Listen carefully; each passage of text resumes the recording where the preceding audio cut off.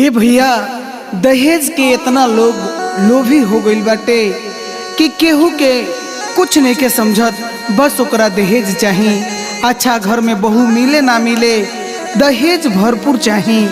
यह सब देख के दोहा कत्तर में रहे वाला भाई लोग दहेज मुक्त अभियान चलावल, जौना समूह के नाम रहल जय माँ जानकी समाज सेवा सखा कतार। यह समाज से सब लोग अपील कइल कि दहेज लिहल बंद करी लोगिन, दहेज प्रथा बंद करी लोगिन।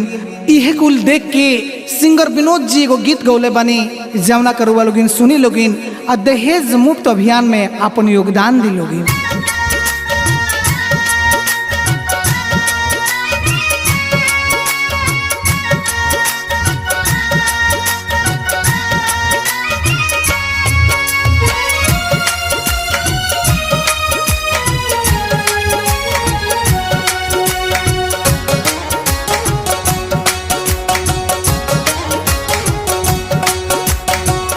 देख में जिंदगी लागे बड़ी खुशहाल बा।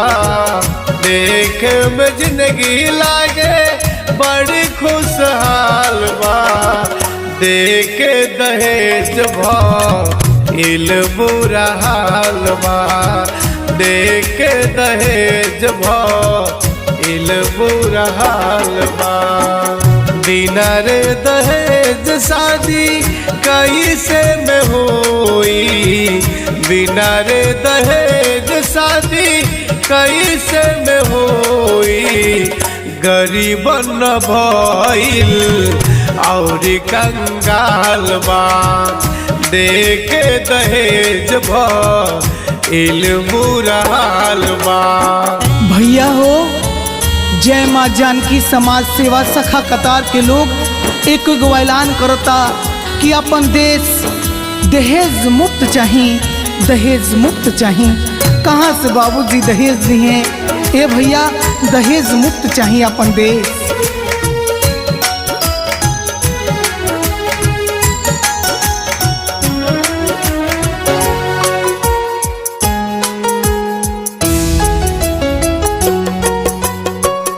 दहेज प्रथा जहिया बंद हो जाई। बेटी बियाहलिया सान हो जाई।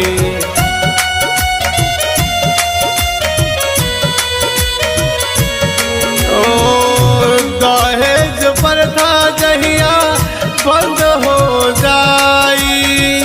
बेटी बियाहलिया सान हो जाई। नाही तो शादी कइल हो,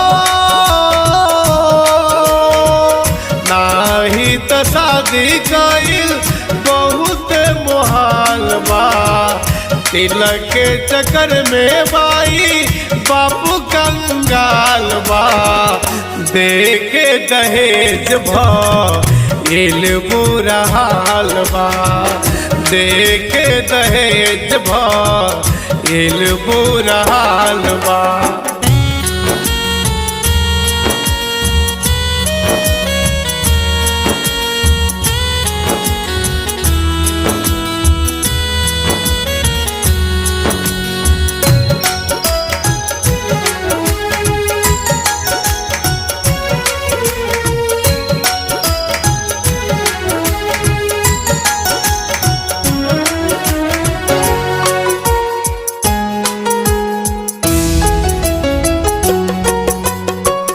जीवन के सारा कमाई बापू शादी में लगाई। करे जाके टुकरा के विदा कई दी है माई।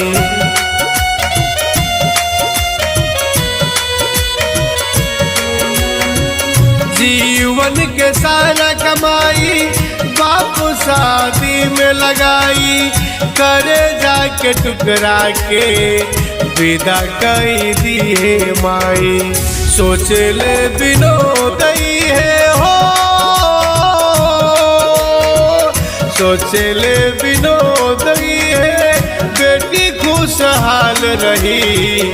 10 लाख रुपया दा है जदी आइल बा देख के दहेज भइल बुरा हाल बा देख के दहेज भइल बुरा हाल बा देख में जिंदगी लागे बड़ी खुशहाल बा देख के दहेज भइल बुरा हाल बा।